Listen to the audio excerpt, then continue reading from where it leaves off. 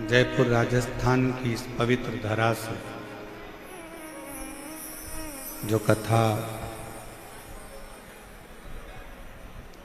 लाखों लाखों शिव भक्तों की साक्षी में चल रही है,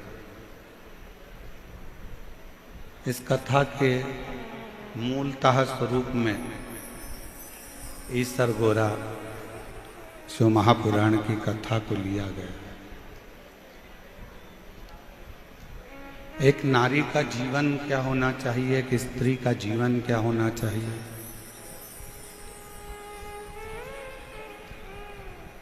हमारे कर्तव्य क्या क्या हैं, हम किन किन कर्तव्यों का पालन करें, किन किन कर्तव्यों के प्रति हम जागरूक हों और किन किन कर्तव्यों के प्रति हमारी दृढ़ता हो। ये ईसर गोरा शिव महापुराण की कथा जयपुर राजस्थान से कह रही। लाखों की संख्या में आप लोग आए हैं। कल कोई बता रहा था कि 8 से 10 किलोमीटर के एरिया में शिव भक्त ही शिव भक्त चारों तरफ नजर आ रहे हैं। ये शिव और तेरी कृपा बिना नहीं एक भी अनु ले तेरे श्वास तेरी कृपा से तनो तनो बखान क्या करूं मैं लाखों के ढेर का चपटी गोद में है खजाना हुए का। हे गंगाधर मोतीदार ओमकार तू बोले ओमकार तू आयो शरण तिहारी शंभु तार तार तू बखान क्या करूं मैं लाखों के ढेर का चपटी भगोत में खजाना कुबेर का। हे गंगाधर मुक्तिदार ओमकार तू बोले ओमकार तू आयो शरण तिहारी शंभु तार तार तू। अपने जीवन में हम शिव की जो अविरल भक्ति है उसका मात्र एक अंश अगर उतार लो तो शायद हमारे जीवन की सारी दुविधा, सारा दुख और सारी तकलीफें एक क्षण में समाप्त हो जाए। एक क्षण यदि हम भगवान शंकर के विरल भक्ति को मात्र एक क्षण की भी भक्ति अगर हमारे जीवन में उतार लें तो हमारी दुविधाएं, हमारे दुख, हमारी तकलीफें समाप्त हो।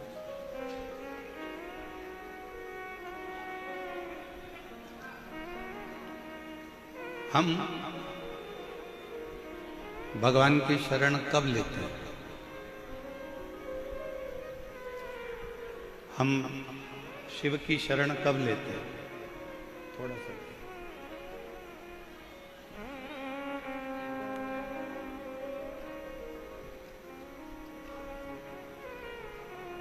जब हमारे जीवन में बहुत सारा दुख, बहुत सारी तकलीफें, बहुत सारा कष्ट आ जाए,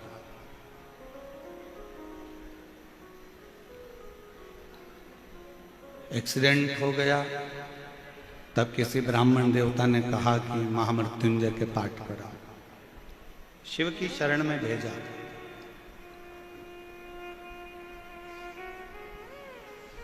कर्जा हो गया, किसी ब्राह्मण देवता ने कहा कि पीपल के नीचे जाकर दीप लगाओ।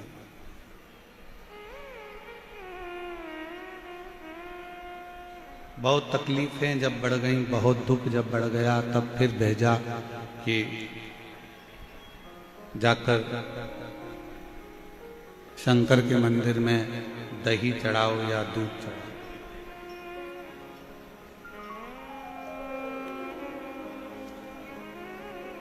आप लोगों में से कई लोग ऐसे होंगे जिनको कोरोना नहीं हुआ होगा।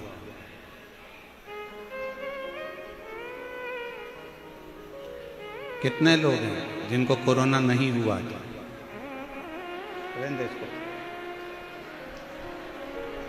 नहीं हुआ था ना? हाँ, रखिए। अब एक बात बताओ, आपको कोरोना नहीं हुआ, उसके बाद भी वैक्सीन लगवाया कि नहीं लगवाया? लगवाया ना? क्यों लगवाया? कि मान लो वैक्सीन अगर लगवा लेंगे तो ये कोरोना का असर अपने ऊपर नहीं होगा।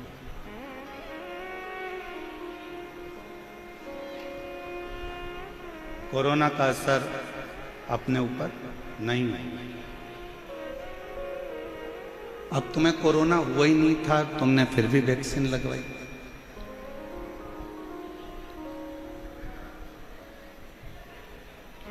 चेचक हुआ नहीं, फिर भी चेचक का टीका लगवाया। पैरालिसिस नहीं हुआ, फिर भी पोलियो की 2 बूंद दवा पी।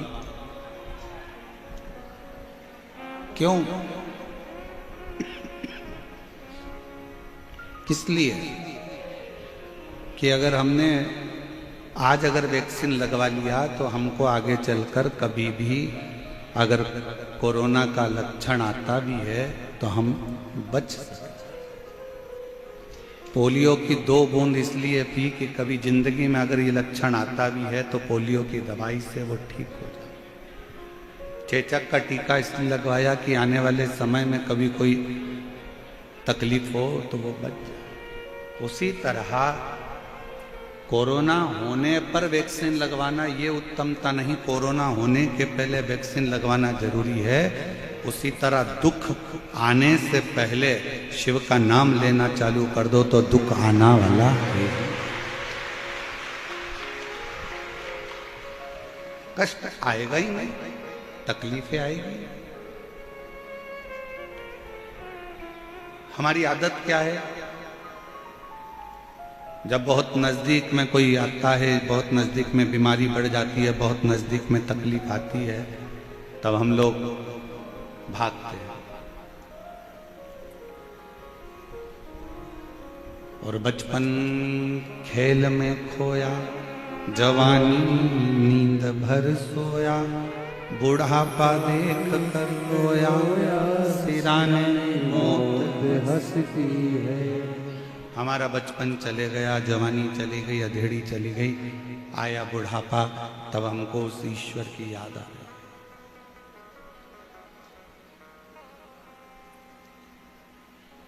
जीवन खत्म हुआ तो जीने का ढंग आया, जब शम्मा बुझ गई तब महफिल में रंग आया। बुढ़ापा आया तब परमात्मा की याद आई, तो परमात्मा ने भी सोचा, रोटी ताजी थी जब दे देती गाय को तो गाय भी दुआ देती। रोटी जब पूरी कड़ली हो गई, पानी में गल गई, तब तूने गाय को दी, तो गाय ने भी सोचा गली सड़ी रोटी मुझको दी। बचपन अच्छा था, भगवान को देना था। जवानी अच्छी थी, परमात्मा को देना थी। हमने कभी भी इस व्यासपीठ ने ये नहीं कहा कि तुम तुम्हारा दुकान छोड़ो, तुम तुम्हारा घर छोड़ो, तुम तुम्हारा परिवार छोड़ो। ये व्यासपीठ कभी नहीं कहती, क्योंकि शंकर भगवान कभी अपना घर नहीं छोड़े। तो हम तुमको क्यों कहें कि घर छोड़ कर जाओ? शिवजी ने कभी अपनी पत्नी को नहीं छोड़ा, तो हम तुमको क्यों कहें कि पत्नी को छोड़कर गंगा जी में जाकर बैठ जाओ? शिवजी ने अपने बच्चे नहीं छोड़े, तो हम क्यों आपसे कहेंगे कि अपना बुढ़ापे में अपने बच्चों को छोड़कर कहीं जाकर बैठ जाओ? क्यों कहेंगे? शिवजी का परिवार ये कहता है कि अपने नजदीक में अपनी पत्नी को भी रखो, अपने नज़दीक में अपने बच्चों को भी रखो, अपने नज़दीक में अपने परिवार को भी रखो, और उन सब को रखकर भी अपनी साधना में तल्लीन रहो, अपनी भक्ति में तल्लीन रहो। इसमें भेद नहीं होना चाहिए।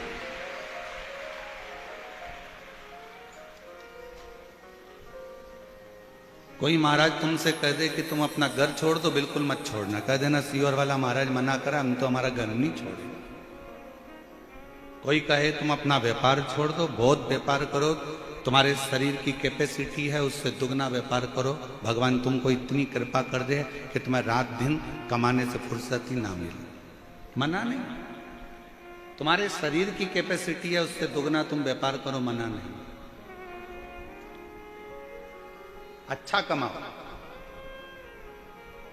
पर तुम्हारी कमाई के साथ में एक बात का और याद रखना कि वो कमाई का कम से कम 100 रुपए में से 10 रुपए ऐसे कमाना कि वो 10 रुपए आप अपने खुद के ऊपर, हम दान की नहीं कहेंगे कि तुम अपना, कई लोग कहते हैं कि अपनी कमाई का इतना अंश बाहर निकाल कर दान करो, ये करो वो करो। हम तो नहीं कहते कि तुम अपनी कमाई का इतना अंश निकाल के दान करो, हम तो ये कहते तुम्हारी कमाई का इतना अंश निकाल के अपने खुद के ऊपर खर्च करो।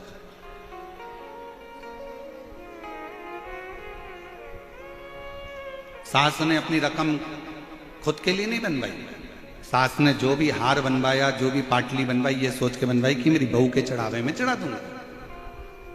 सास ने साड़ी ली तो ये सोच कर ली मैं मेरी बेटी को दे दूंगी।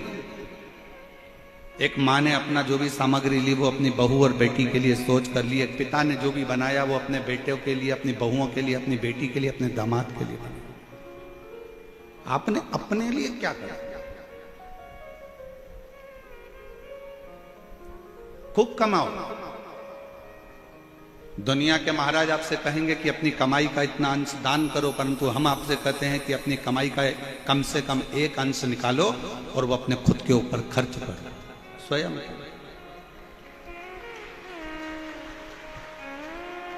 इसीलिए थोड़ा सीवर वाला महाराज लोगों को थोड़ा खटकता है। उसके खटकने का कारण ये क्योंकि वो सीख ऐसी देता है। अब लोग कहते हैं कि अपनी कमाई का एक अंश निकाल कर दान करना, और हम कहते हैं कि अपनी कमाई का थोड़ा सा भाग निकाल कर अपने ऊपर खर्च करना, स्वयं के ऊपर। हम कमाई में इतने डूब जाते हैं, हम काम में इतने डूब जाते हैं कि अपना ध्यान नहीं रख पाते। नौकर 12 बजे 1 बजे जाएगा, बिल्कुल घड़ी देखेगा नौकर, बिल्कुल घड़ी, मतलब 1 बज गई सेठ जी मैं तो ये चल। झाड़ू वाली, बर्तन वाली बिल्कुल समय देखकर आती है और समय देखकर जाती है। और दुनिया के तुम ऐसे नौकर हो गए कि तुमको दुकान पर टिफिन रखा है और खाने की फुर्सत नहीं है, कमाने में लगे हुए हो। एक भिखारी भी तुम्हारे दरवाजे से भीख मांगता है ना, तो तुम्हारे सामने दरवाजे पर खड़े होकर ठेले वाले से केले खरीद कर तुम्हारे सामने केला छीलकर भिखारी भी खाता है, क्योंकि उसको भी मालूम है कि मुझे कमाना है तो मुझे शरीर पर ध्यान देना पड़ेगा।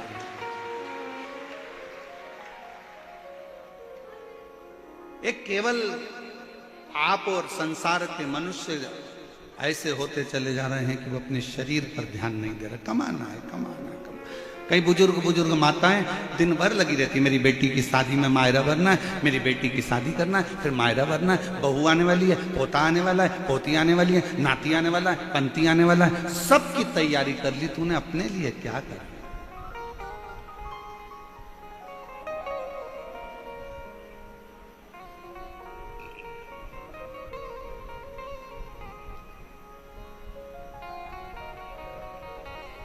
स्वयं के लिए क्या करें? शिव महापुराण की कथा सबसे पहले कहती है अपना परिवार, अपना कुटुंब, अपना घर पहले उसको दो। और फिर निवेदन करूंगा, अगर दान करना है ना आपको, तो उसके लिए भी शिव महापुराण ने कहा। कहाँ करना दान? पहले अपने घर के अंदर देखो कि अपना घर का कोई व्यक्ति दुखी तो नहीं है। घर का व्यक्ति अगर सुखी है तो फिर अपने परिवार में देखो कोई दुखी तो नहीं है।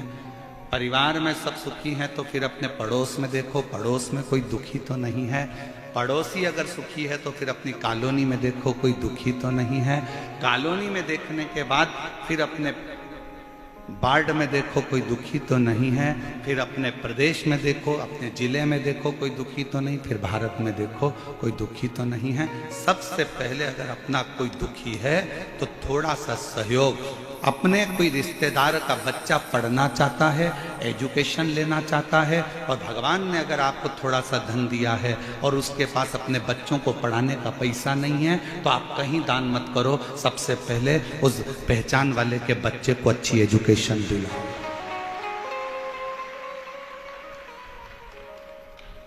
उस बच्चे को एजुकेशन दिलाइए।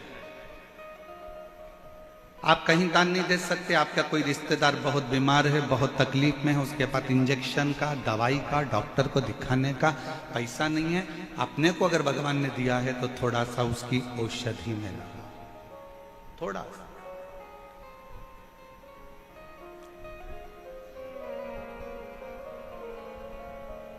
सर्वे भवन्तु सुखी। थोड़ा कहते हैं लोग कि सियोर वाला महाराज थोड़ा उल्टा चलता है, ठीक है, दुनिया गाली देती रहेगी, दुनिया अपशब्द कहती रहेगी, और अपनी एक लाइन अपन हमेशा अगर आपको बोलते हैं तो अपने ऊपर भी अमल करते हैं, क्या किसको रोइए और चादर तान के सोइए। आग लगे बस्ती में अपन मस्ती। दुनिया कितना भी बखाड़ा करे, कोई कहे महाराज ने ऐसा बोल दिया, कोई के महाराज ने वैसा बोल दिया, कोई के ऐसा हो गया, कोई के वैसा हो गया, अपन तो ऐसे जोरदार जूड़ा मुड़ा बांध के और धागे से ऐसा ऐसा करवा करवा के पेंटिंग पेंटिंग कर सोच क्या कर।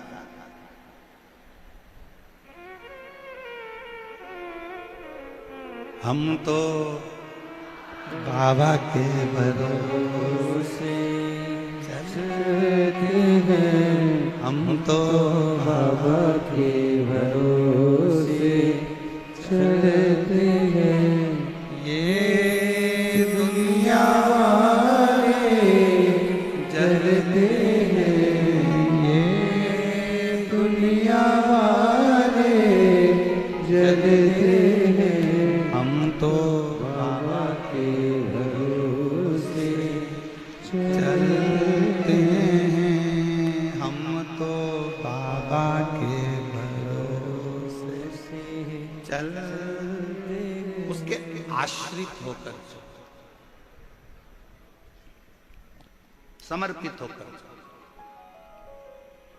कुछ बनाया है ना तुमने, कुछ तैयार करा है तुमने, कुछ बनाया है तो अपनी प्रसन्नता के लिए, अपने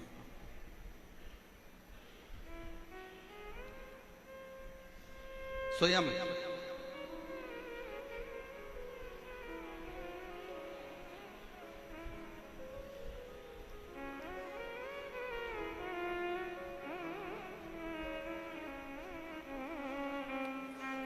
एक बार हम लोग महाराष्ट्र में कथा कर रहे थे, शहादा की बात है, शहादा में कथा चल रही थी, और हम जब शहादा में कथा कर कर जजमान के यहाँ से किसी अन्य जगह पर कहीं जा रहे थे, तो एक व्यक्ति ने कहा, और महाराज मजे में हो?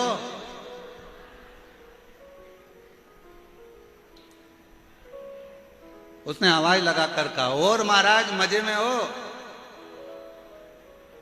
हमने कहा हाँ, हम आनंद में हैं। हमने कहा हाँ, हम आनंद में, ये सादा की बात है। उसने आवाज लगाकर कहा, और महाराज मजे में हो? हमने कहा हाँ, हम आनंद में हैं। उसने कहा, महाराज जी मजे में और आनंद में कोई अंतर होता है क्या? हमने कहा बहुत बड़ा अंतर होता है। जिसके पास पैसा होता है वो मजे में रहता है, और जिसके पास शिव रहता है वो आनंद में रहता है। मजे में रहने के लिए धन चाहिए और आनंद में रहने के लिए शिव चाहिए। शंकर होगा तो आप रूखी रोटी में भी आनंद कर लोगे, शिव करीब में होगा तो दुख में भी सुख नजर आएगा। और अगर मजे में हो तो डल्लफ के गद्दे पर सोकर भी नींद चली जाएगी। मजे में हो तो रात को सोने के लिए नींद की गोली खाना पड़ेगी। मजे में हो तो रोज दवाई लेकर सोना पड़ेगा। पर आनंद में होगे तो दवाई का चक्कर नहीं, दुआ का चक्कर रहेगा, वो शिव का चक्कर। उसने कहा महाराज मजे में हो, हमने कहा आनंद में। तो अंतर क्या है दोनों में? मजे में और आनंद में जमीन और आसमान का अंतर है। जिसके पास धन है वो मजे में, और जिसके पास शिव है वो आनंद। यहां आनंद ही तो है। जरा बाहर जाकर एक नजारा देखिएगा, रोडों के किनारे पर, रोड पर लोग खड़े हुए हैं, धूप में लोग जमीन पर बैठे हैं। जो धूप में डामर पिघल जाता है उस धूप में लोग बैठे हैं अपना दरी बिछाकर। अब इसको क्या कहोगे? मजे में कहोगे कि आनंद में कहोगे? आनंद में कहोगे, क्योंकि मजे चाहिए होते तो लोग ये धूप में बैठने नहीं आते। आनंद है उनके अंदर, इसलिए वो शिव की भक्ति में जहां मरण पड़ रहा वहां बैठ। मजे वाला व्यक्ति कभी इतनी भीड़ में नहीं आता है, वो डनलप के गद्दे पर रहता है। मजे वाला व्यक्ति एसी का रूम नहीं छोड़ता है। मजे वाला व्यक्ति अपनी 4 व्हीलर गाड़ी नहीं छोड़ता। मजे वाला व्यक्ति अपना घर और सोफा सेट छोड़कर नहीं आता। जिसके दिल में शंकर आकर बैठ जाता है, जो आनंद में डूबना चाहता है, वही इतनी गर्मी में भरचक भीड़ में पहुंचकर भी आनंद लेता है। और तो भी इनके चेहरे पर सल नहीं मिलेगा। ये पेड़ के नीचे भी बैठे हैं तो इनके चेहरे पर सल नहीं है। इनको सीवर वाला महाराज तो अभी तक दिखा भी नहीं है। इनको सीवर वाला महाराज तो अभी तक दिखा भी नहीं है, ये अभी तक मिले भी नहीं है। और जहां बैठे हैं तो भी इनके चेहरे पर वही प्रसन्नता मिलेगी। जैसे एक प्यासे को कुएं का पानी मिल जाता है तो वो तृप्त हो जाता है, और एक प्यासे शंकर के भक्त को शिव पुराण मिल जाती है तो वो तृप्त हो जाता है। क्या मिलेगा? क्या? शिव को पाना है, आडंबर से दूर हो जाना। शिव को पाना। ब्रह्मा जी ने शिव जी पर शंका कर गलती कर दी थी। और केवल ब्रह्मा जी की शंका नहीं थी, शंका बहुत सारों की होती है जो शिव पर करा करते, जो समझते ही नहीं है शंकर को।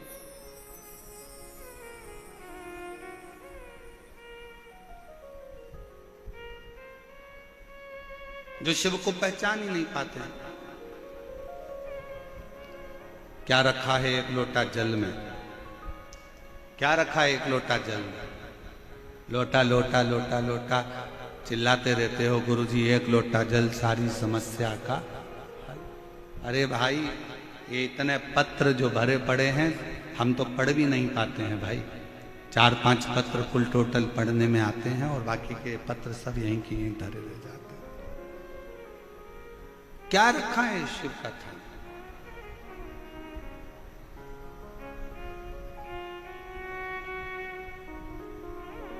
हमसे मत पूछो, राम जी से जाकर पूछो शिव नाम में है क्या।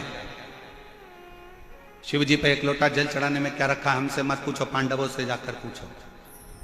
शिव जी को एक लोटा जल चढ़ाने में क्या रखा है? भगवान कृष्ण से जाकर पूछो, जिनकी 16,108 रानियां थी। क्या है एक लोटा जल में? 16,108 रानियां होने पर भी भगवान कृष्ण के घर में संतान नहीं हुई। गर्गाचार्य बाबा जी को बुलाकर पूछा कि औलाद कैसे होगी? कहा एक एक रानी के साथ 11-11 दिन तक शंकर का अभिषेक करो। एक एक रानी के साथ में भगवान कृष्ण ने 11-11 दिन तक शिव जी का अभिषेक करा। शंकर भगवान ने प्रकट होकर वर दे दिया कि तुम्हारी एक एक रानी से 11-11 संतान होगी। 10 छोरा, 1 छोरी, 11-11 संतान। 16,108 रानियों से हुई। 1,77,186 बच्चे भगवान कृष्ण के जन्म लिए शिव की कृपा से। हमसे मत पूछो कि शिव कथा में क्या रखा है, शंकर को एक लोटे जल में क्या रखा। राम जी से पूछो, जो तैयारी कर कर गए थे लंका पर विजय प्राप्त करने के लिए, पर लंका के दरवाजे पर पहुंचने से पहले समुद्र के किनारे पर समझ गए इस लंका में जाना कठिन है, क्योंकि ये शंकर की लंका है, ये शिव की दी हुई लंका है। ये लंका अधिपति रावण जो शंकर की आराधना में डूबा रहता है, ये उस रावण की लंका है। इसके अंदर जाना सरल बात नहीं है। किसी के घर में और किसी के दिल में घुसना कठिन बात होता है। घर में भी घुसना कठिन है और दिल में भी घुसना कठिन है, और लंका तो शिव का है, इसमें जाना कठिन है। फिर आखिरी में भगवान राम जी ने रामेश्वर धाम की स्थापना करी, पूजन करी, अर्चना करी, आराधना करी, विनती करी, तब जाकर वहां से विनय प्राप्त कर कर, वर प्राप्त कर कर लंका पर चढ़ाई करी, फिर लंका की ओर सेतु बांध कर। कोई पूछे शिव के एक लोटे जल में क्या है, कोई पूछे भगवान शंकर के नाम में क्या है, शंका मत करो। शिव की भक्ति में कभी शंका मत करो, कभी नहीं। क्यों महाराज जी, हम शंकर जी पे, कई माताएं शंका करती है, हम पूजन में ऐसा काम करिया है, भूल गए, भगवान हमसे रुष्ट हो गए, भगवान हमसे नाराज हो गए, हमने पशुपति व्रत में ये गलती कर दी, भगवान हमसे नाराज हो गए, हमने ऐसा कर दिया, भगवान हमसे नाराज हो गए। शिव महापुराण की कथा कहती है, एक बात याद रखना, जिंदगी में अपने अंदर उतार कर रखना, मेरा शंकर, तुम उल्टी पूजन करो, सुल्टी पूजन करो, तुम्हारा मन पड़े तो मंत्र जपो, नी पड़े कुछ मत जपो, तुम जो जपोगे, जैसी पूजन करोगे, मेरा शंकर वैसा स्वीकार कर लेता है। अभिमन्यु का चरित्र शिव महापुराण की कथा में आता है कि एक बालक अभिमन्यु, जिसको कुछ नहीं मालूम था, एक दिन क्या करा उसने, कितना सरल भाषा है, छोटा सा बच्चा अभिमन्यु, मात्र 5 वर्ष का अभिमन्यु, और दौड़ते दौड़ते जाता है और जाकर एक छोटा सा पत्थर उठा कर लिया आता है। अभिमन्यु एक पत्थर उठा लाया,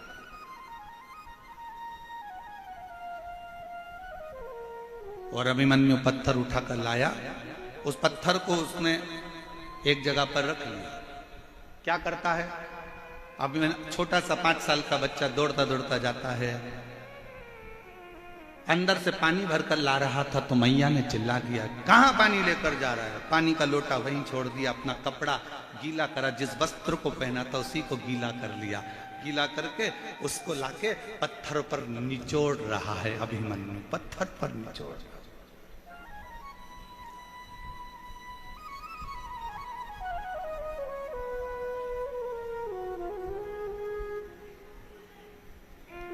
भगवान काय का भूखा है? तुम्हारे वैभव का नहीं, भगवान भाव का भूखा। बोलो मेरी जीजियों और मेरे जीजाओं, आपके घर में छोटे छोटे बच्चे हैं, जम के तो बोलो जरा। और अगर बच्चे बड़े हो गए हों तो उनके छोटेपन का स्मरण करिएगा। आपकी बेटी, आपका छोटा सा बेटा, आपकी छोटी सी बेटी, उसके पास में इतना सा प्लास्टिक का गैस का चूल्हा, इतनी सी उसके पास में भगोनी तवेल, इतना सा उसके पास में चम्मच, इतने इतने से उसके पास में प्लास्टिक के कप, इतना छोटा सा फ्रिज, इतनी छोटी सी कूलर, इतना छोटा सा कुकर। बोलो देखे कि नहीं देखे? जम के तो बोलो जरा सब देखे। बच्चे जब पूरा व्यवस्था जमा कर बैठते हैं, इतने में पापा आ जाते हैं और बेटी दौड़ कर आती है छोटा सा कप लेकर, छोटा सा प्लास्टिक का कप, उसके अंदर कुछ भी नहीं है, और आकर कहती पापा चाय। पापा को मालूम है इसमें चाय नहीं है, पर पापा उससे चाय का कप लेते हैं, गोदी में बिठाते हैं, पीते हैं। कैसी लगी? पापा कहते बहुत बढ़िया, बहुत बढ़िया। और लंग छोटी सी बच्ची 2 चोटी बंदी लहंगा पहनी दौड़ कर गई, फिर लेकर आ गई। पापा केतली में, इतनी सी केतली, उसमें से कूड़ती है, लो। थोड़ी देर बाद मम्मी आ गई, मम्मी मैं तुम्हारे लिए रोटी लाती हूँ, और इतनी सी प्लेट प्लास्टिक की, उसमें लो मम्मी रोटी खाओ। मम्मी रोटी खाती, मम्मी को मालूम है इसमें रोटी नहीं है, पर बेटी जब भाव से खिला रही होती है तो वो असली की रोटी भी उसके आगे फीकी पड़ जाती है, और भाव की रोटी उसके आगे प्रबल हो जाती है। भगवान ऐसा ही है। माता पिता भाव का भोजन पाते हैं तो उनको खुशी होती है कि मेरी बेटी ने चाय पिलाई, मेरी बेटी ने मुझे खाना खिलाया, मेरी बेटी ने मुझे कुकर में से सब्जी निकाल कर खिलाई। उसी तरह अब अभिमन्यु 5 वर्ष का है, अपना कपड़ा गीला कर कर उस पाषाण पर, उस पत्थर पर जो रखा हुआ है उस पर निचोड़ रहा, निचोड़।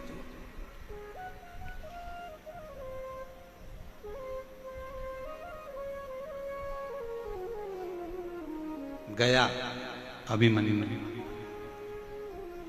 चंदन नहीं है, 2 पत्थर लिए, एक पत्ती रखी पेड़ की, अब कौन से पेड़ की थी नहीं मालूम, पत्थर, उस पे पत्थर पे दोच दिया, दोच के उसको ऐसा संभल के गीला गीला पिसी हुई पत्ती पत्ती इकट्ठी करके उस पत्थर पर उसने पोत दिया, भगवान को चंदन लगा दिया।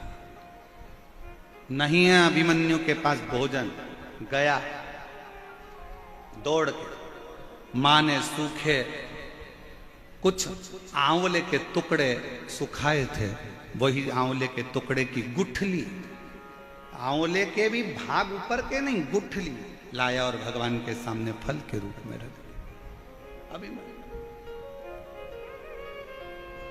कोई तुमसे कहे ना कि भगवान को प्रसन्न करने के लिए बहुत सारी सामग्री की जरूरत है, ओ मेरी जयपुर की जीजियों, मेरी बेटियों, मेरे बेटाओं, मेरी माताओं, मेरे भाई, मेरे जीजाओं, मेरे पिता तुल्य भाई, ध्यान रखना भगवान को तुम्हारे धन और दौलत की नहीं, भगवान को तुम्हारे निर्मल स्वभाव की और तुम्हारे भाव की जरूरत है। वो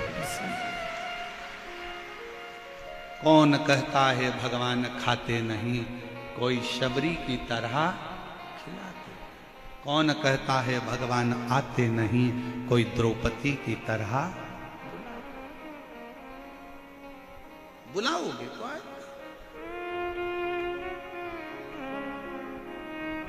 किसको नहीं दिया उसने ये बताओ।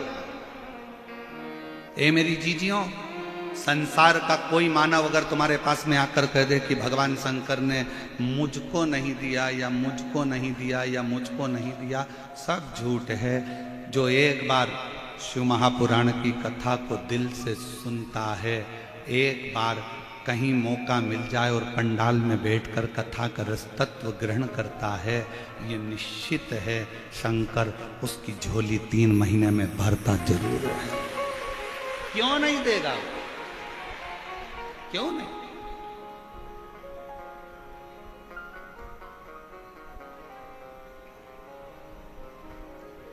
अभिमन्यु ने लाया आंवले के अंदर का जो बीजा दुनिया फेंक देती है, वो लाकर अभिमन्यु ने भोग लगा दिया। उसके पास में दिया भी नहीं है, बुझा हुआ दिया मिट्टी का लाकर बुझे हुए दिए से ही आरती कर रहा। और भगवान शंकर प्रसन्न हो जाते। चंचुला देवी ने कौन सा पुण्य करा था? एक पापी की पत्नी थी चंचुला देवी, जिसका पति बिंदुक प्रेत योनि में पड़ा हुआ था। अच्छा कर्म नहीं करा था बिंदुक ने रत्ती भर भी, पर चंचुला देवी उसकी पत्नी थी, उसकी पत्नी थी।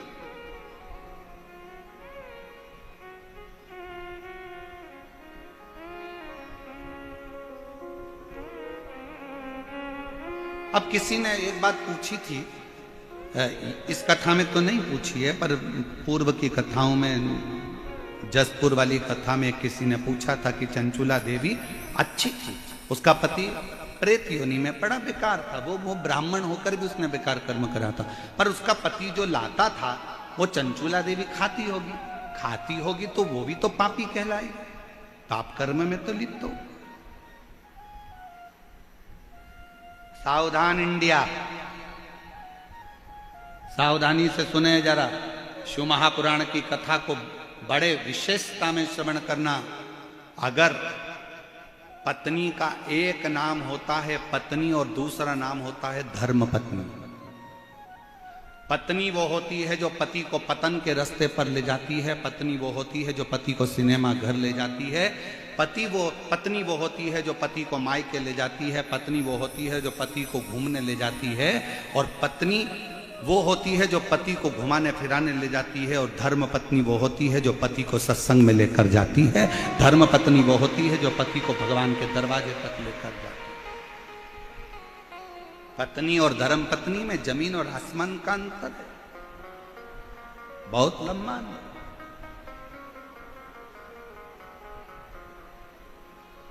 अगर तुम्हारे कहने से तुम्हारे घर के पति, तुम्हारे कहने से तुम्हारे घर के बेटे, तुम्हारे कहने से अगर तुम्हारी बहू, तुम्हारे कहने से तुम्हारी बेटी, तुम्हारे कहने से तुम्हारा दामाद, तुम्हारे कहने से तुम्हारे पोता पोती भूल से भी अगर एक बार मंदिर, सत्संग या कथा या भगवान शंकर की मंदिर तक पहुंच जाएं, तो समझ लेना कि उस घर में तुमने सारे तीर्थ कर लिए और सारा तीर्थ का आनंद प्राप्त किया,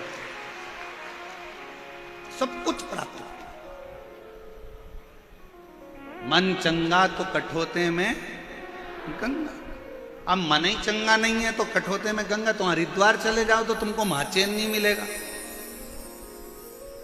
मन चंगा होता तो हाथ में तुमने जल लिया था, उसी में गंगा नजर आ जाती। और मन ही चंगा नहीं तो गए थे हरिद्वार नहाने के लिए, और वहां पर भी नहाने के लिए गए और मालूम पड़े पहुंचने के बाद में वहां पर लोगों ने कपड़े छोड़ दिए, ये छोड़ दिया, वो छोड़ दिया, और तुम वहां पर भी चिड़ चिड़ चिड़ चिड़ चिड़ चिड़ कर रहे, कहाँ नहाएंगे, यहाँ कहाँ नहाएंगे, यहाँ आ गए, इतनी भीड़ पड़ रही है, ऐसा पड़ रहा है, वहां भी सुख नहीं है, तो फिर काहे का गंगा नहाने के लिए गए अपना जीवन का सुख प्राप्त करने।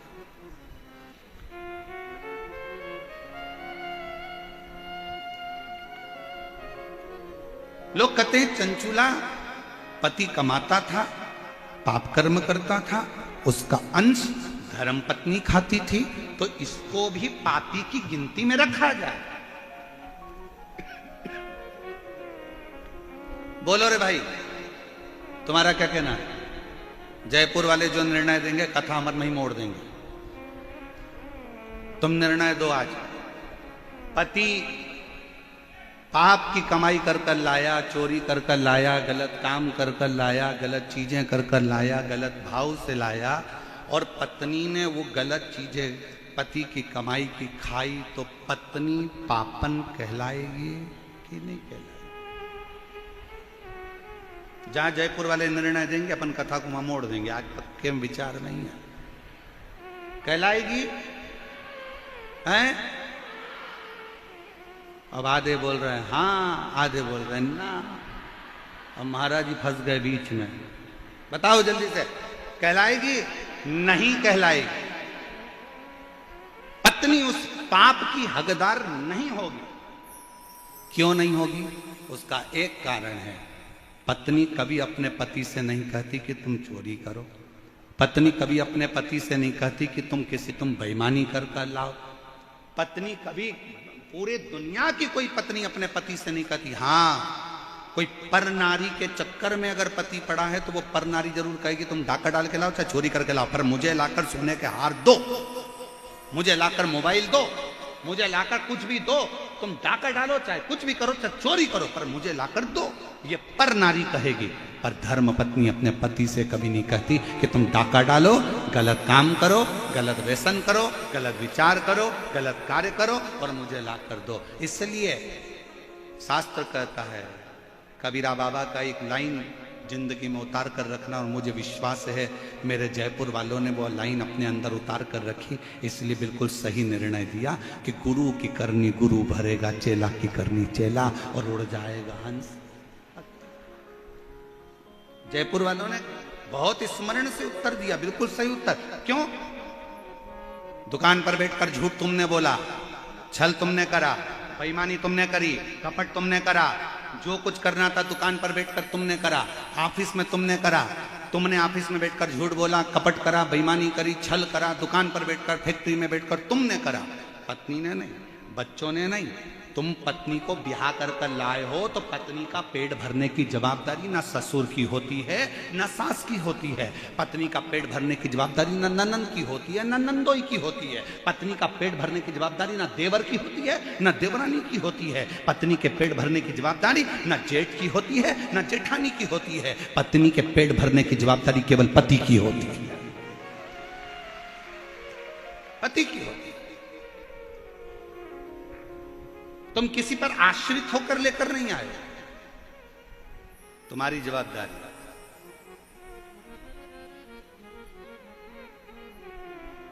तुम्हारे बल पर में आई, किसी दूसरे के बल पर नहीं। तो पेट भरने की जवाबदारी किसकी है? पति। बच्चे हुए हैं तो उनका भरण पोषण करने की जवाबदारी किसकी है? जम के बोलो, पति की। अच्छी शिक्षा देने की जवाबदारी पति की होती है, अच्छे कॉलेज में पढ़ाने की जवाबदारी पति की होती है, अच्छे स्कूल में पढ़ाने की जवाबदारी बच्चों को पति की होती है। फिर माँ की क्या जवाबदारी होती है? तो शिव पुराण कहती है माँ की जवाबदारी होती है अपने बच्चों को संस्कार देना, गलत कार्य से दूर हटाना और अच्छी राह देना। ये माँ की जवाबदारी है।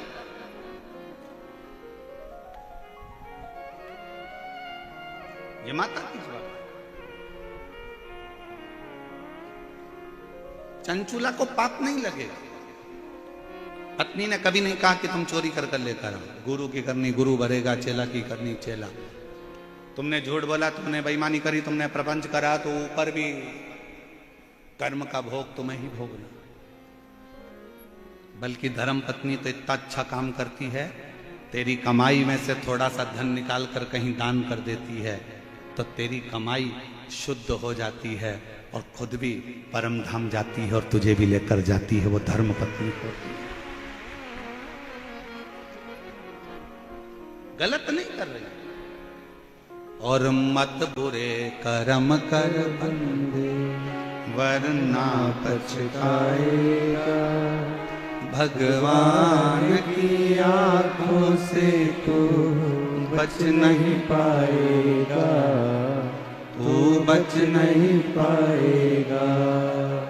अरे ओ अज्ञानी मत कर नादानी, अरे ओ अज्ञानी मत कर नादानी। तेरे कर्म का फल भी तू ही पाएगा, जैसा किया तूने तेरे आगे आएगा। मत बुरे कर्म कर बंदे, वरना पछताएगा। भगवान की आंखों से तू बच नहीं पाएगा, तू बच नहीं पाएगा। अरे ओ अज्ञानी मत कर नादानी। अपने कर्म अपने को भोगना। अपना तुम्हारे कमाई के हिस्सेदार बहुत सारे होंगे, पर तुम्हारे कर्म के हिस्सेदार कोई नहीं। प्रॉपर्टी के हिस्सेदार बहुत सारे होंगे, तुम्हारे गोल्ड सोना चांदी के हिस्सेदार बहुत सारे होंगे, जमीन जायदाद के हिस्सेदार बहुत सारे होंगे, तुम्हारे कपड़ों के हिस्सेदार बहुत सारे होंगे, पर तुम्हारे कर्म का हिस्सेदार कोई नहीं होगा। आपको अपना कर्म करना। कौन होगी? चंचुला जैसी। पति इतना पाप कर्म कर दिया तो भी अपने पति को प्रेत की योनि से छुड़ाने के लिए, प्रेत की योनि से छुड़ाने के लिए चंचुला देवी शिव महापुराण की कथा तुमरुका जी से सुन। कौन?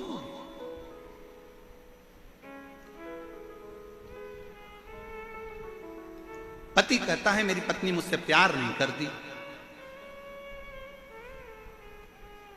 मेरी पत्नी मुझसे प्रेम नहीं करती। प्रेम नहीं करती तो चतुर्थी का व्रत नहीं करती, खाना खा के निपटा देती। चतुर्थी व्रत करा, करवा चौथ का व्रत करा। बच्चों से प्रेम नहीं करती तो संतान सप्तमी का व्रत ना करती। एक नारी का पूरा जीवन खुद के लिए कुछ भी नहीं है। व्रत करे तो पति के लिए, बच्चों के लिए, सोमवार मंगल बुध गुरु शुक्र शनि जो करती है बच्चों के लिए। शरीर में बीमारी होने के बाद भी खड़ी होकर प्लेटफॉर्म पर भोजन बनाती रहती है। रसोई घर में बुखार है तो भी बच्चों का टिफिन बनाना पड़ेगा। सवेरे बच्चे भूखे चले जाएंगे, पति ऑफिस क्या लेकर जाएगा। बेचारी अपने लिए क्या जीती है। क्या जी? और उसके बाद भी उसकी जिंदगी में क्या प्राप्त होता है? केवल ताने, अपशब्द, अपशब्द। चंचुला देवी से तुमरुका जी ने कहा था, सुन चंचुला, तेरा पति प्रेत योनि में पड़ा है, उसको पड़े रहने दे, क्योंकि उसने बेकार कर्म करा है। उसको क्यों मुक्त कराना चाहती है? जो तेरा ध्यान नहीं दिया, पर स्त्री में लगा दिया, एक वेश्या का संग पकड़ लिया, रानी का हार चुरा कर लिया आया, और रानी का हार भी ले जाकर देने लगा, तो उस वेश्या को देने लगा। तेरे घर का जितना धन था वो वेश्या को ले जाकर दे दिया। वेश्या के बच्चों को पालता रहा और खुद के बच्चों को नहीं पाला। तू ऐसे पति के लिए शिवपुराण की कथा सुन रही है? ऐसे पति के लिए? चंचुला, तेरी बुद्धि मारी गई है? तेरा विवेक कहां चले गया चंचुला? चंचुला कहती है, वो फिर वो एक लाइन याद कर लो, वो ऐसी टेढ़ी चोटी वाली बाई की। कौन सा गाना था वो? भला है बुरा है जैसा भी है मेरा पति मेरा दिलदार। वो टेढ़ी चोटी वाली बाई फिल्म में गाई यही गाना, फिर याद करो। कहा तुमरुका जी ने, ये तेरा पति तो प्रेत है, गलत योनि में पड़ा, और तू उसके लिए कथा करा रही, उसके लिए। चंचुला देवी का शब्द अगर आप सुनोगे ना शिव महापुराण की कथा का, मैं तो कहूंगा पूरे जयपुर वालों के भाग्य हैं जो आपको ईसर गोरा शिव पुराण की कथा मिली है, यह संवाद। और इस कथा को केवल यही नहीं, 272 देश इस कथा को सुन रहे हैं। 272 देश इस कथा को सुन रहे हैं, और प्रत्येक देश से इस कथा को सुनने की ललकता थी। जो कथा चंचुला देवी का चरित्र जनमानस को मालूम पड़ रहा, ईसर गोरा कथा से।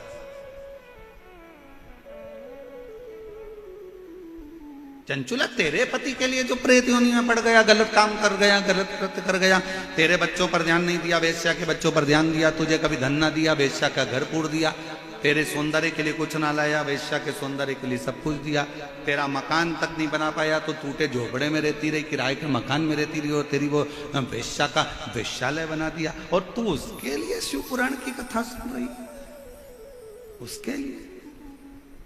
चंचुला कहती है,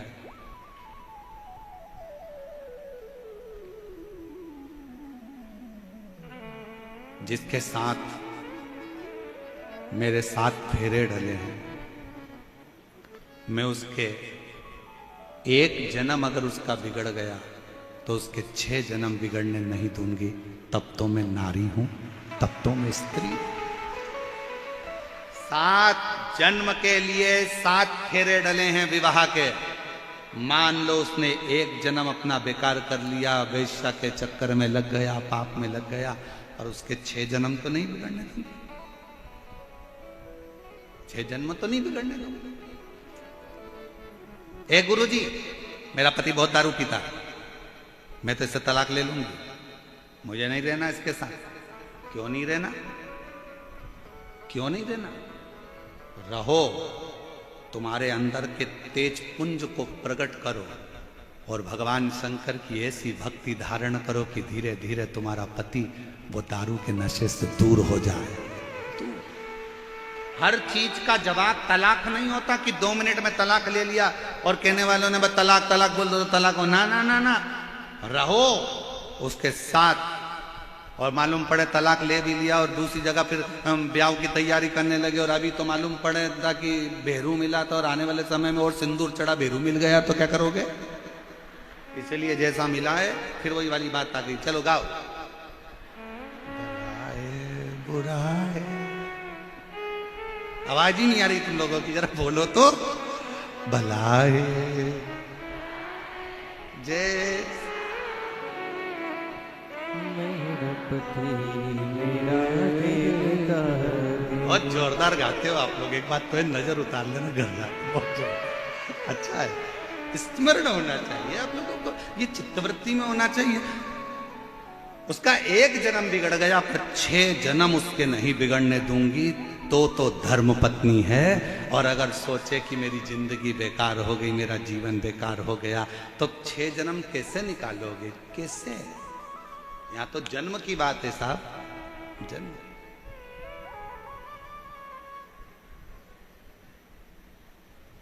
और फिर याद रखो, हर जन्म में पत्नी मिलेगी, हर जन्म में पति मिलेगा, हर जन्म में बच्चे भी मिलेंगे, हर जन्म में तुमको भोजन भी मिलेगा। कुत्ता बन गए तो भी खाने को मिलेगा, चींटी बन गए तो भी खाने को मिलेगा, झिंगुर बन गए तो भी खाने को मिलेगा, मछली बन गए तो भी खाने को मिलेगा, पक्षी बन गए तो भी खाने को मिलेगा। प्रत्येक जन्म में तुम्हें सब कुछ मिलेगा, पर प्रत्येक जन्म में शिव महापुराण की कथा नहीं मिलेगी। ये केवल एक मनुष्य जन्म में प्राप्त होती है, जिसमें हम अध्ययन कर सकते हैं, हम स्मरण कर सकते हैं, हम उतार सकते हैं। चंचुला के प्रश्न भारी थे, भारी।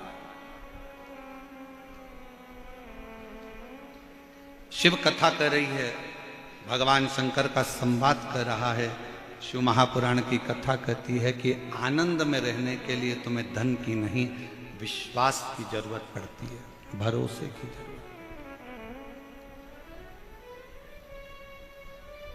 जब आप लोग 21 मई से 27 मई तक निरंकारी मैदान दिल्ली में जो शिव महापुराण की कथा होगी, उसको जब आप श्रवण करोगे, तो दिल्ली से जब आप उस कथा को निरंकारी मैदान दिल्ली से जब सुनोगे 21 मई से 27 मई तक, तो उस कथा का स्मरण में आप देखेंगे कि पांडवों का जितना भरोसा कृष्ण पर था, पांडवों का उससे अधिक भरोसा शिव पर था, भगवान शंकर पर। और भरोसा ही तो होना चाहिए। एक पत्र है, अच्छा है।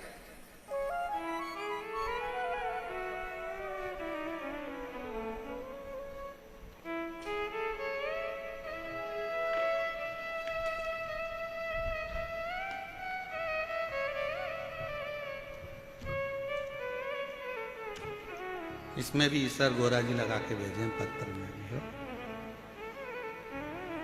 आनंद कंवर, पता है सोडाला, रामनगर वेद विला, डी कॉलोनी, जयपुर। मेरा मोबाइल नंबर ये है।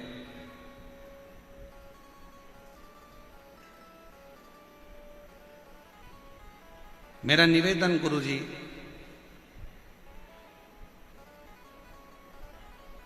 मैं आनंद कंवर, गले में गठान हो गई थी, जिस गठान को डॉक्टर ने गलत कहना चालू करा। हम लोग बहुत परेशान हो गए। तब हमारे पड़ोस में रहने वाली आंटी जी मंजू कंवर, जिन्होंने अचानक से घर आकर यह उपाय बताया कि मंजू कंवर जी, महाकाल में सीहोर में एक बार जाओ, वहां रुद्राक्ष लेकर आओ, बाबा से कंकर शंकर पूजन कर कर आओ, डॉक्टर ऑपरेशन का बोल रहा है, एक बार शिव पर भरोसा कर कर दो। हम लोग गए, कंकर शंकर पूजन कर कर वहां का रुद्राक्ष लाए, शिव जी के मंदिर जाना चालू करा, लोटा भरकर जल चढ़ाना प्रारंभ करा। गुरुजी, आज मैं बाबा को धन्यवाद देने आई हूं। डॉक्टर ने तो गले में जो गठान हुई थी उसका ऑपरेशन का बोला था, पर मेरे बाबा ने, पत्र को आप लोग एलईडी पर पढ़ सकते हैं, मेरे बाबा ने 15 दिन के भीतर गांठ व दर्द को समाप्त कर दिया, और गठान भी पूरी मेरी 15 दिन के अंदर समाप्त। 15 दिन के गठान। कहीं बैठे हो तो एक बेलपत्र लेने के लिए आ सकते। शिव भक्ति किसको कहते हैं? भगवान शंकर का एक पत्र है, अच्छा है।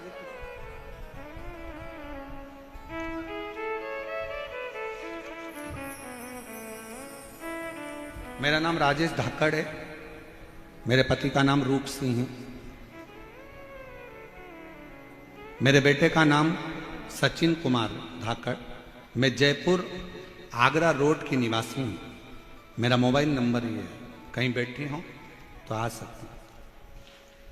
मैं सबसे पहले जजमान परिवार श्री अग्रवाल जी को धन्यवाद देती हूँ सुधीर जी को जिन्होंने जजमान पद ग्रहण किया, और पूरी समिति को धन्यवाद देती हूँ जिन्होंने हमको ये 7 दिन की शिव पुराण की कथा श्रवण करने का सौभाग्य दिया।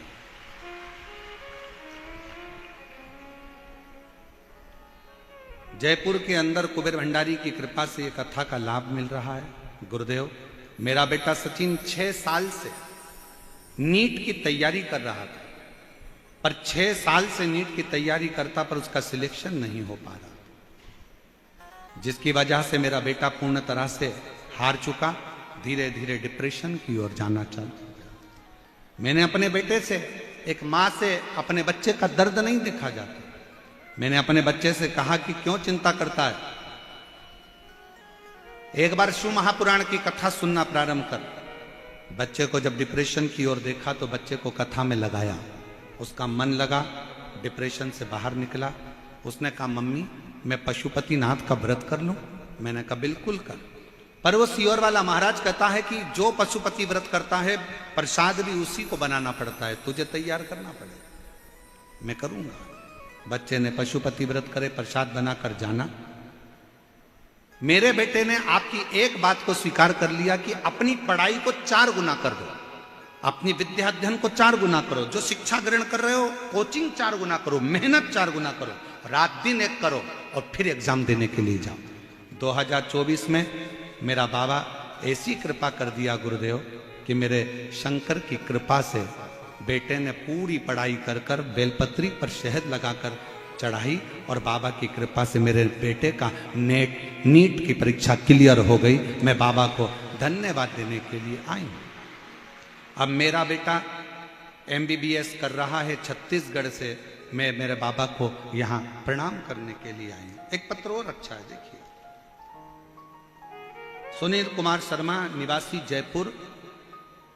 मैंने 2020 से शिव महापुराण की कथा प्रारंभ करी है सुनना, आराधना। गुरुजी मेरा बेटा सॉफ्टवेयर इंजीनियर है। मैं चाहती थी कि मेरे बेटे की सरकारी नौकरी लगे, पर मेरा बेटा नौकरी की तैयारी कर कर कर हार गया, नौकरी नहीं लगी। आखिरी में उसने विचार करा कि मम्मी मैं प्राइवेट कोई जॉब ढूंढ लेता हूं। तब मैंने मेरे बच्चों से कहा कि तुम चिंता मत कर, तू एक बार पशुपतिनाथ का व्रत कर। वो सियोर वाला महाराज कहता है कि मेहनत कर कर शहद लगाकर बेलपत्र अर्पित कर, परीक्षा दे, बाबा कुछ ना कुछ फल जरूर देगा। 5 पंडाल के अंदर कथा बैठकर सुन। मेरे बेटे ने पढ़ाई भी करी, 5 पंडाल के अंदर जाकर कथा सुनी, और बाबा की कृपा से आज मेरा बेटा सरकारी जॉब में लग गया। मैं बाबा को यहां पर धन्यवाद देने के लिए आई हूं। मैं बाबा को यहां प्रणाम करने के लिए आई। गुरुदेव, हाई कोर्ट में सिस्टम असिस्टेंट के पद पर मेरे बेटे की नियुक्ति हुई है। मैं बाबा को यहां प्रणाम करने के लिए आई।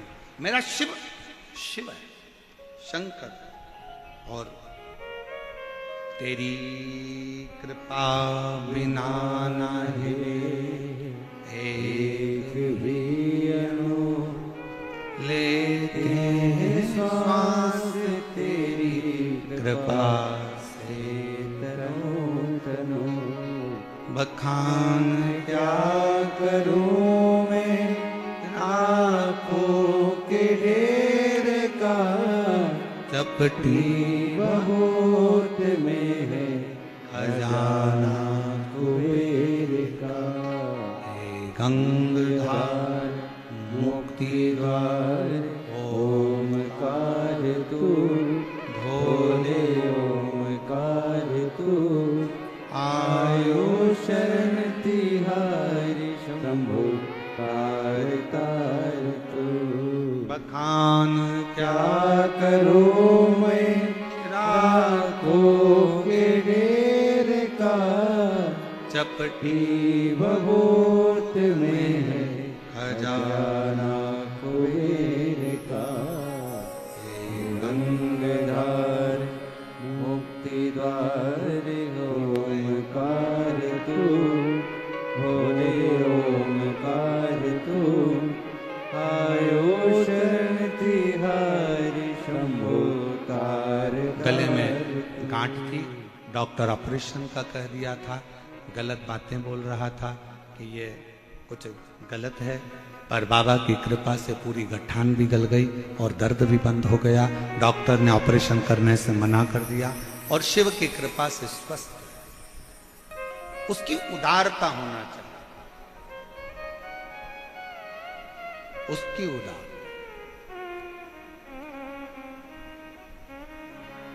आप अगर भरोसा पक्का रख सकते हो, एक बात बताएं, ध्यान रखिएगा, पैसा रखने के लिए बहुत सारे बैंक हैं, सोना रखने के लिए बहुत सारे लॉकर हैं, पर शिव को अपने अंदर रखने के लिए बहुत सारे दिल नहीं है। अच्छे दिल की चाह मेरे बाबा को भी होती है, अच्छे मन की चाह शिव को होती है। आप श्रेष्ठ मन से, श्रेष्ठ चित्त से, श्रेष्ठ वृत्ति से जब शिव को पुकारते हो, शंकर सुनता है। कल एक बहन जी कह रही थी, गुरुजी आप कहते हो कि पंडाल बैठ कथा सुनो, कथा सुनो, कथा सुनो, पंडाल में तो जगह रहती नहीं है। हमने कहा बाहर भी तो बैठ जाते हो, बाहर ना सुनो तो टीवी पर सुनो, आस्था चैनल पर आती है उसमें सुनो, मोबाइल पर आती है उस पर सुनो, दिल तो लगा। कई लोग ऐसे बैठे हैं जिनको केदारनाथ जाना है, बोलो सही है कि गलत है? बहुत सारे ऐसे बैठे हैं, मेरे को अमरनाथ जाना है, मेरे को केदारनाथ जाना है, मेरे को अमरनाथ जाना है, मेरे को केदारनाथ जाना है। अरे बड़े हॉस्पिटल में जाने से पहले प्राथमिक उपचार केंद्र तो जाओ।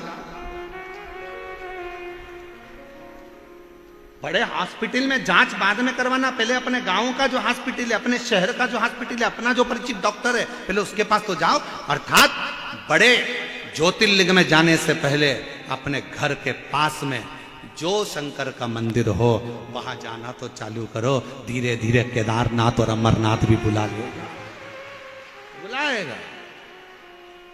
अब तुम जाओ तो हो नहीं, और मन में तैयारी करके हम 4 दोस्त, मम्मी ओ मम्मी ओ मम्मी 2000 दे। मम्मी बोले काय को दूं? हम 4 दोस्त मिलके अमरनाथ जा रहे हैं। मम्मी माथा ठोकी, बाजू में शंकर जी कभी एक लोटा जल चढ़ा लेने गए, और 4 दोस्त मिलके अमरनाथ जा रहे हैं। क्या करेगा मैं अमरनाथ जाके? दर्शन करूंगा। मम्मी ने बोला अरे सारे तीर्थ धाम आपके चरणों में। कथा सुन रहे हैं वो टीवी के सामने, जो मोबाइल पर कथा श्रवण कर रहे हैं वो मोबाइल पर बाबा को विनय करें, साथ में बोलिएगा। आपकी आवाज व्यासपीठ तक, व्यासपीठ और आपकी दोनों की आवाज भगवान देवाधिदेव महादेव तक पहुंचे।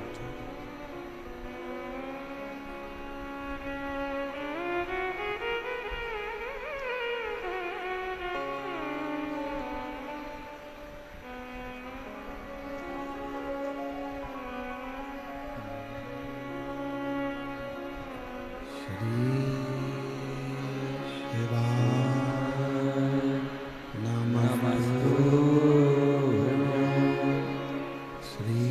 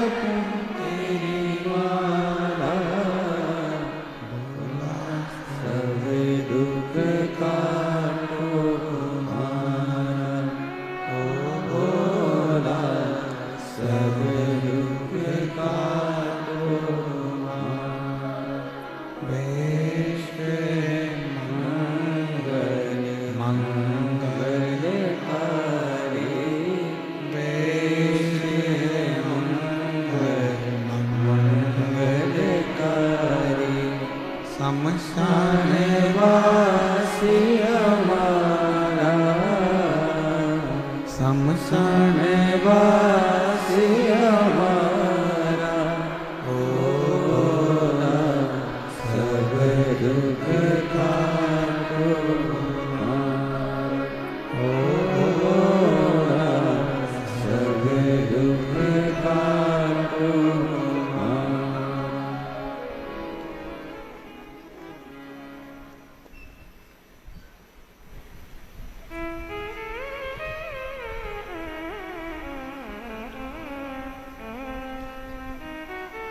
बाबा देवादिदेव महादेव भगवान शिव ओगरदानी त्रिकालदर्शी कैलाशी अविनाशी भगवान शिव की पवित्र कथा कर रहे हैं। भगवान शंकर का चरित्र कर रहा है। शिव महापुराण की कथा वर्णन कर रही है। शंका ब्रह्मा जी को भी थी, शंका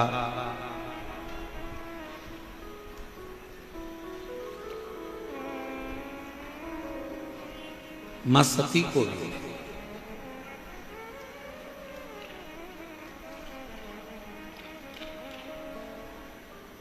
माता सती को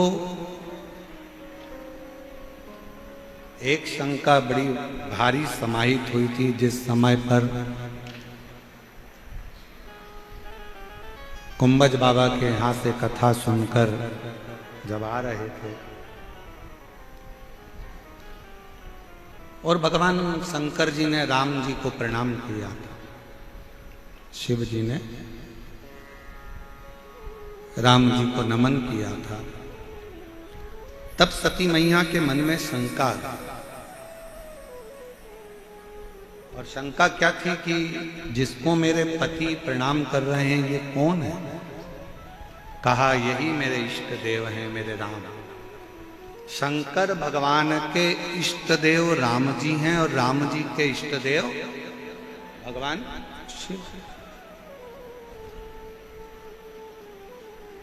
कितना सुंदर वर्णन है शिव महापुराण के अंतर्गत कि आप जिसको जो दोगे वो तुम्हें मिलेगा।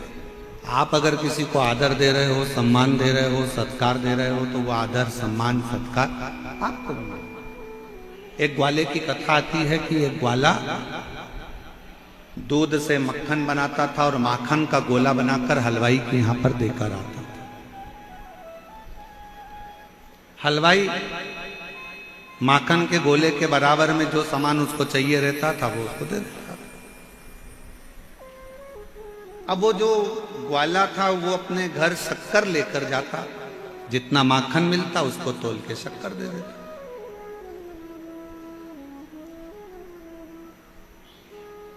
एक दिन हलवाई ने कहा कि यह माखन का गोला कितने ग्राम का है? तो कहा 500 ग्राम का। कि हो ही नहीं सकता, इसको तो मैंने अभी हाल तोला, ये 500 ग्राम का है ही नहीं, इसमें 100 ग्राम कम है, ये तो 400 ग्राम का है। नहीं सेठ जी, 500 ग्राम का है। तूने तोला था? हाँ। काय में तोला था? मैं आपसे 500 ग्राम शक्कर लेकर जाता हूं ना, उसी शक्कर को पलड़े में रखकर गोले को तोल लिया था। आपने जो शक्कर दी थी 500 ग्राम, उसी को तोलकर मैं 500 ग्राम का गोला लाता था। सेठ जी के ध्यान में आ गया कि मैं इसको रोज 400 ग्राम शक्कर देता था, इसलिए गोला भी मुझे 400 ग्राम का मिलता था। जैसा मैं दूंगा वैसा मुझे मिलेगा। आप अच्छा कर्म कर कर अच्छा देने का प्रयास करो। आप किसी को सम्मान दे रहे हो, सम्मान मिलेगा। आप किसी को आदर दे रहे हो, आदर मिलेगा। आप किसी को कुछ अच्छा प्रदान कर रहे हो, अच्छा ही। सती मैया के हृदय में, माता सती की चित्त वृत्ति में संशय आ गया। संशय, क्या ये मेरे प्रभु के इष्ट देव है? ये मेरे पति के इष्ट देव? शंकर भगवान राम जी का सम्मान करते हैं, राम जी शंकर भगवान का सम्मान। अभी हमने कथा में इसके पहले जो कथा थी रतनगढ़ की, हमने उसमें एक बात कही थी आप लोगों ने सुनी थी कि नहीं सुनी थी कि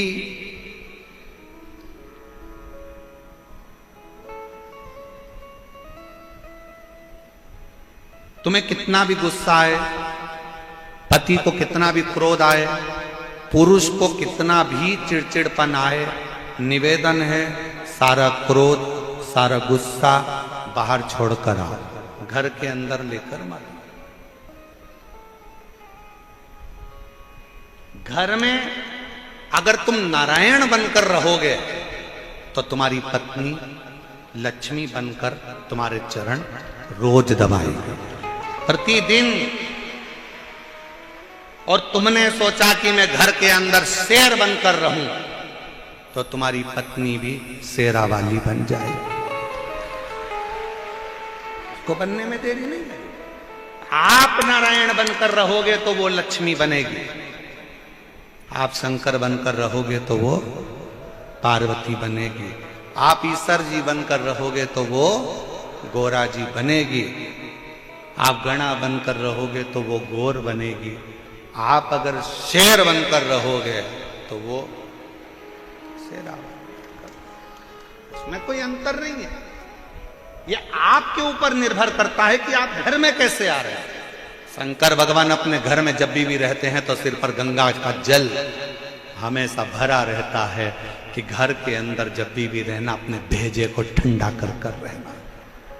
और उल्टा है, लोग बाहर ठंडा कर रहते हैं और घर में आकर गुस्सा दिखाते हैं। बाहर तो ऐसे रहेंगे, लोग तारीफ करते हैं, तुम्हारे पति इतने बढ़िया हैं, तुम्हारी पत्नी इतनी जोरदार है, इतनी अच्छा नेचर है, इतना अच्छा नेचर है, एकदम गुड नेचर, एकदम गुड नेचर। पत्नी सिर पे पल्लू लेके सुनती रहती, good nature, good nature, good nature, good nature. और पत्नी कभी कभी कह भी देती है, क्यों तुम बाहर तो बहुत अच्छे रहते हो और घर में आते से कमरे में आते से चिड़ चिड़ चिड़ चिड़ चिड़ चिड़ चिड़ चिड़, ये कहाँ की बात है। और तुम ज्यादा चिड़चिड़ करते हो तो फिर जगत जननी जगदम्बा तेरे भक्त जनों पर माता, अरे वीर पड़ गई भारी और दानव दल पर टूट पड़ी माँ, करके सिंह सवारी घर घर शेरा वाली। फिर वो टूट पड़े तो बता, तुम नारायण बनो वो लक्ष्मी बनेगी, तुम ईश्वर जी बनो वो गोरा जी बनेगी, तुम गणा बनो वो गोर बनेगी, तुम शंकर बनो वो पार्वती बनेगी, तुम ब्रह्मा बने तो वो ब्रह्माणी बनेगी और तुम शेर बने तो वो। इसलिए थोड़ा सावधान होइए और बड़े स्मरण में अपने चित्त वृत्ति में धारण। अच्छा रहो, मना नहीं। श्रेष्ठता के साथ में अपनी जिंदगी को श्रेष्ठता के साथ जिए, श्रेष्ठता के साथ अपने जीवन को जीने का प्रयास करें। श्रेष्ठ महाराज शिव पुराण कहती है सती मैया को शंका हो गई और सती मैया राम जी की परीक्षा लेने के लिए चली। जब भीतर शंका उत्पन्न हो,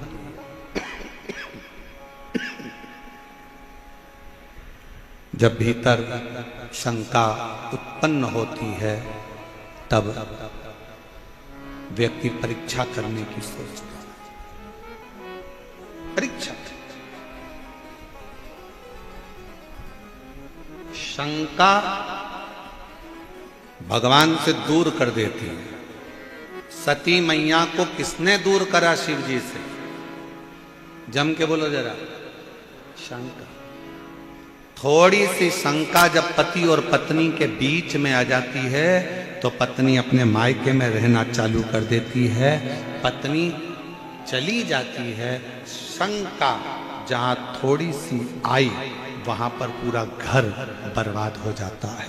सास बहू के भीतर में शंका होगी, सास बहू का जीवन बेकार हो जाएगा। ननन और भाभी के बीच शंका होगी, उनका जीवन बेकार हो जाएगा। पति पत्नी के बीच शंका होगी, उनका जीवन बेकार हो जाएगा। शंका आपको दूर कर देगी। शंका करो, मना नहीं है, पर कहां करना है ये भी स्थान बताया है शिवपुराण। शंका करने का भी जगह बताइए, शंका करिए। जहां स्थान बताएं, गलत और कोई व्यसन कर रहा है तो वहां ध्यान दीजिए। मना नहीं, पर जहां श्रेष्ठता हो, जहां आनंदता हो, जहां आप अपने अलमस्त जीवन को जी रहे हो, जहां आप अपने जिंदगी की आनंदमय शुरुआत कर रहे हो और वहां बीच में शंका को लेकर आ जाओगे तो अपने जीवन को तुम जी नहीं पाओगे, जी नहीं। आखिरी में हुआ क्या? मां सती ने भगवान शंकर पर शंका करी और सती और शिव जी एक दूसरे से दूर हो गए।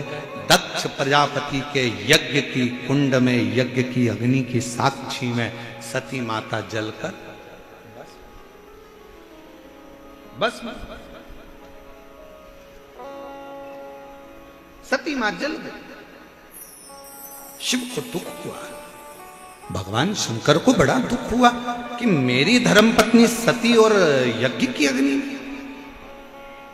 अगर कोई अच्छा कार्य हो रहा हो, कोई सत्कर्म हो रहा हो, कोई भगवान का भजन हो रहा हो, कोई अच्छा कार्य हो रहा हो, तो प्रयास करो कि उसमें थोड़ा सा सहयोग कर सकते हो, थोड़ा सा।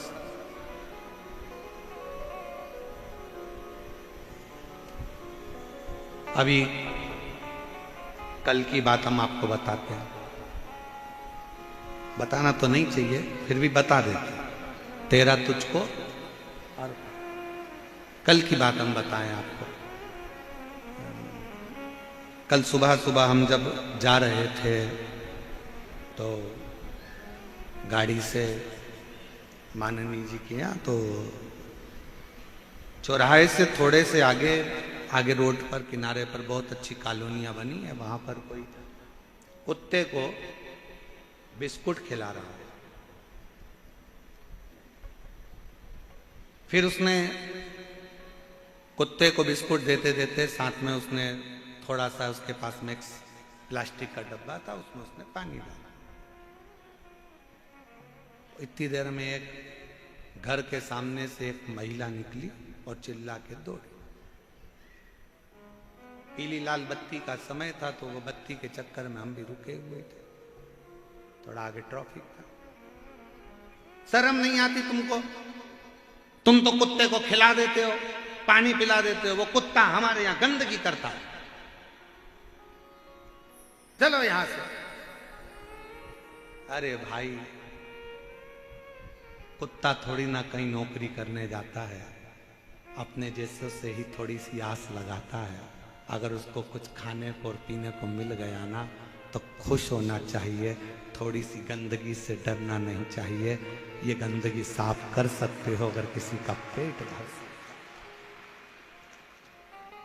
पक्षी के लिए दाना डाल रहे हो, पक्षी खा रहा है, खुश हो। पानी रख दिए, खुश हो। अगर कुछ नहीं अच्छा कर सकते हो तो दूसरा कोई अच्छा कर रहा है ना, तो उसमें थोड़ा सा हेल्प करो, थोड़ी सहायता करो। कितना सुंदर कहा है, उल्टा जो हाथ है ना ये किसी काम का नहीं होता है। एक दिन इसने हड़ताल कर ली उल्टे हाथ में, भगवान से जाकर कहा मैं किसी काम का ही नहीं हूं, काम का तो ये सीधा हाथ है। दान करो तो सीधे हाथ से, भोजन करो तो सीधे हाथ से, भजन करो तो सीधे हाथ से, यज्ञ करो तो सीधे हाथ से, पुण्य करो तो सीधे हाथ से, पिंड दो तो सीधे हाथ से, कार्य करो तो सीधे हाथ से। उल्टे हाथ ने कहा मेरा कोई काम ही नहीं है तो मुझे काट के फेंक दो, क्या करूंगा मैं इस हाथ का? हाथ करने लगा मेरा कोई काम ही नहीं, मुझे पुण्य कैसे मिलेगा? तब भगवान ने कहा क्यों चिंता करता है? भोलेनाथ जी बोले अगर सीधा हाथ जब दान करे ना तो तू इसको थोड़ा सा टच कर लिया कर, स्पर्श कर लिया कर, तो इसके पुण्य का थोड़ा सा हिस्सा तुझे भी लगना प्रारंभ हो जाएगा और तेरा कल्याण हो जाएगा। जब अपने नगर में कोई अच्छा काम हो, अपने नगर में कोई सत्कर्म हो, अपने नगर में यज्ञ हो, अपने नगर में कथा हो, अपने नगर में भजन हो, अपने नगर में कीर्तन हो, अपने नगर में स्मरण हो, और भगवान ने अगर आपको काबिल बनाया है, भगवान ने अगर आपको उच्च पद पर बिठाया है, भगवान ने आपको काबिल बनाकर बिठाया है, तो अपने पद का गरिमा बनाकर रखना। बन सके तो सत्कर्म में हेल्प करने का प्रयास करना, पांव अड़ाने का प्रयास मत करना। हाथ आगे बढ़ाओ, टांग नहीं, टांग नहीं।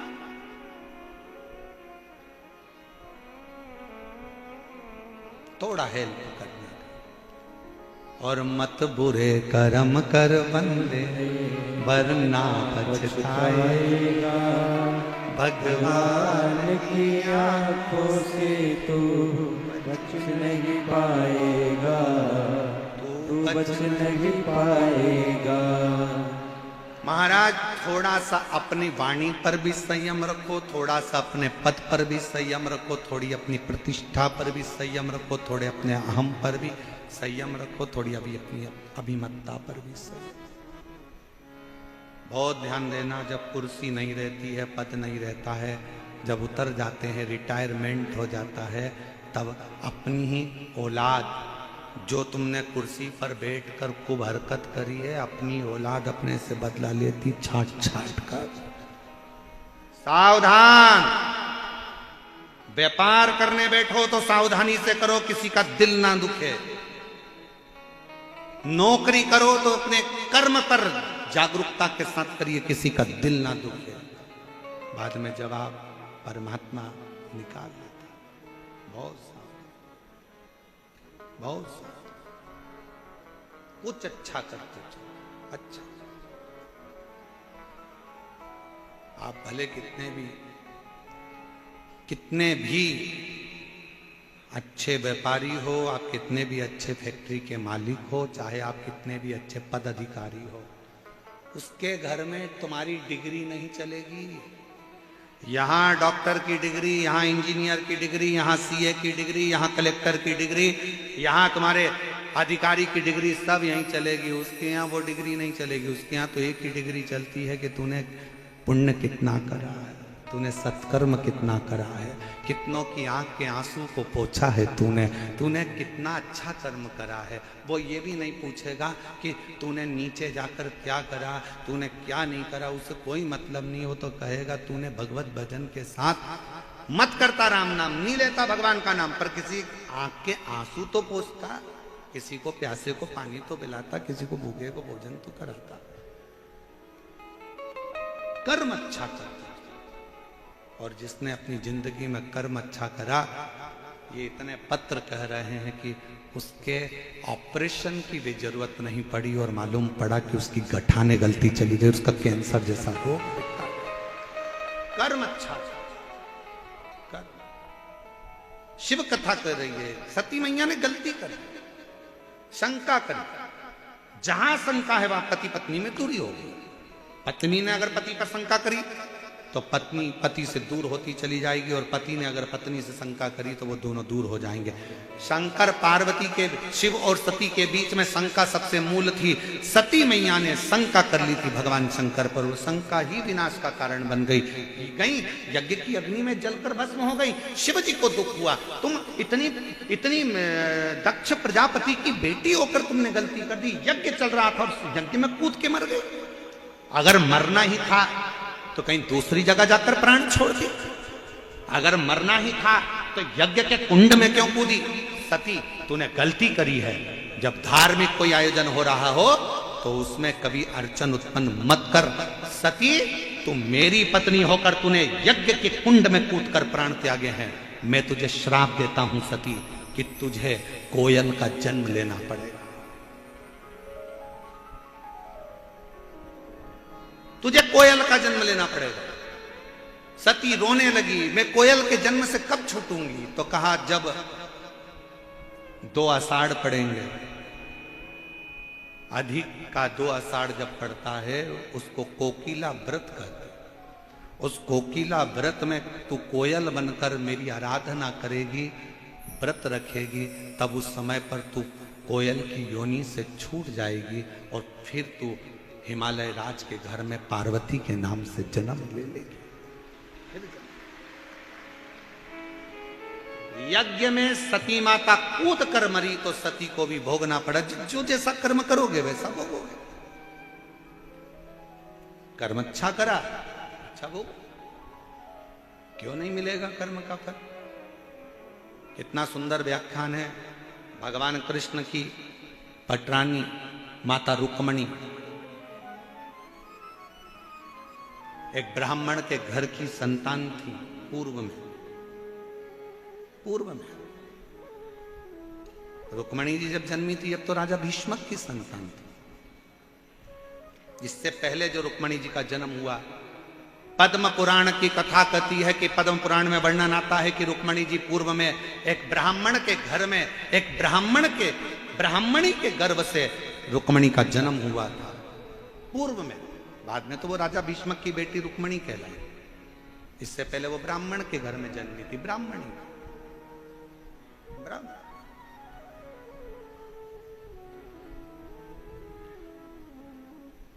बेटी बड़ी हुई, विवाह कर दिया। विवाह करा, उस कन्या का, ब्राह्मण की बेटी का विवाह हो गया। जिस लड़के के साथ विवाह हुआ था 6 महीने के अंदर वो लड़का मर गया। वो ब्राह्मण कुमार मर गया, ब्राह्मणी विधवा हो गई। रुक्मणी जी के पूर्व की कथा पद्म पुराण में वर्णन।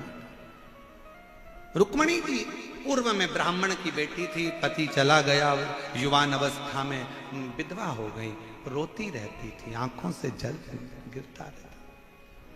अपने पिता से पूछा, बाबुल मैंने कौन सा पाप करा जो मैं इस अवस्था में विधवा हो गई, विधवा हो गई? इसमें मेरा दोष है क्या?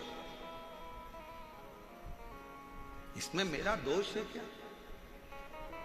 शिव महापुराण की कथा का वर्णन करता है, पद्म पुराण कहती है, विद्वान ब्राह्मण ने यज्ञ की अर्चना कर कर ब्रह्मा जी से पूछा, इसमें मेरी बेटी का कोई दोष है? विधवा उसके विधवा होने में मेरी बेटी का कोई दोष है क्या?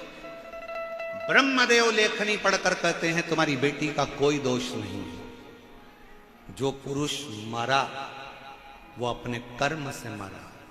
इसमें किसी महिला का विधवा होने में किसी स्त्री का दोष नहीं है। इसमें किसी का दोष नहीं। यहां दोष की बात है ही नहीं। यहां दोष की कोई कर्मता ही नहीं, कोई कर्मता नहीं।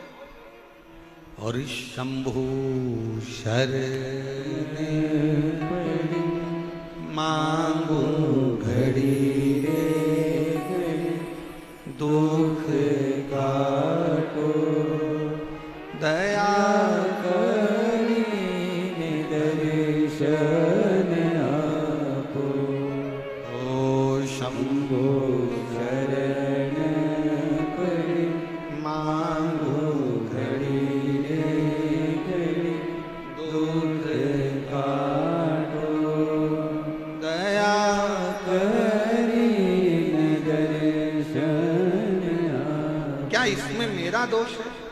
कई माताएं आंख में आंसू भरकर रोती हैं, पति चले गया, वेदव्य हो गए, भगवान कौन सा हमने पाप करा था, कौन सा हमने ऐसा काम करा था, वेदव्यता धारण कर ली, विधवा हो गई, ये हो गई, वो हो गई, ना जाने कितना कितना लोग बोलते रहते हैं। शिव महापुराण जिसने नहीं सुनी, नहीं पढ़ी, जिसने पद्म पुराण नहीं पढ़ी, जिसने 18 पुराण का अध्ययन नहीं करा, वो रोता है। नहीं तो अध्ययन करो ना, रुक्मणी जी का चरित्र उठाओ, पद्म पुराण उठाओ। ब्राह्मण के घर की बेटी ब्राह्मण के साथ बिहाई, जवानी अवस्था में 6 महीने के अंदर पति चले गया, विधवा हो गई, रो रही है, पिता से कह रही है कि मैंने कौन सा पाप करा। पिता ब्रह्मा से पूछते हैं, मेरी बेटी ने कौन सा पाप करा जो वेदव्य हो गई? ब्रह्मा कहते हैं तुम्हारी बेटी ने कोई पाप नहीं, तुम्हारी बेटी ने कोई पाप नहीं करा। ब्रह्मा कहते हैं जिस लड़के से विवाह हुआ था उस लड़के का जीवन ही इतना था, जिस लड़के से विवाह हुआ था वो लड़के का पूर्व का कर्म ही ऐसा था, उसको इतनी ही अवस्था में जाना था। और शिव पुराण यही कहती है, कभी किसी पर दोष मत दो कि इसके साथ ऐसा हो गया, इसका पति चले गया तो इसकी पत्नी चली गई, तो इसका ऐसा हो गया तो उसका। कभी किसी पर दोष मत दो, सबको अपने अपने कर्म से जाना है। पति अपने कर्म से जाएगा, पत्नी अपने कर्म से जाएगी, लोग अपने कर्म से जाएंगे। किसी पर दोष देने की जरूरत नहीं, किसी पर दोष देने की जरूरत नहीं है।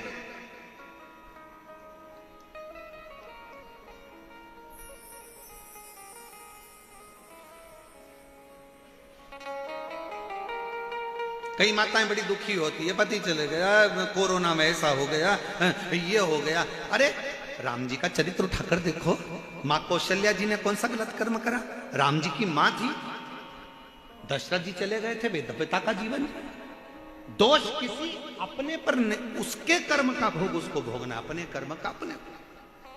ब्राह्मणी ने रोते हुए अपने पिता ने कहा तेरा कोई दोष नहीं है। मेरा दोष नहीं है? नहीं। तो फिर आपसे वर मांगना चाहती हूं। क्या?